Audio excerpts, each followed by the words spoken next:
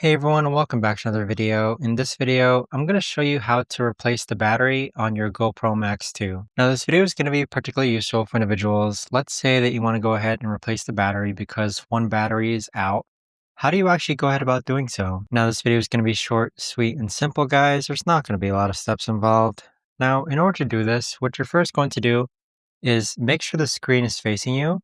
Then on the right hand side, you want to go ahead and slide this down. And once you slide it down, you're actually going to pull this tether so that you can actually remove the battery from the GoPro Max 2. So go ahead and slide it out and then grab your new battery. And with your new battery, I like to make sure that this part of the battery faces down and just push it back in and then close it up. But that right there, guys, is the best and easiest way that I know of to actually go ahead and replace the battery on your GoPro Max 2. If you guys know of a better or easier way to actually do this, let me know in the comments down below.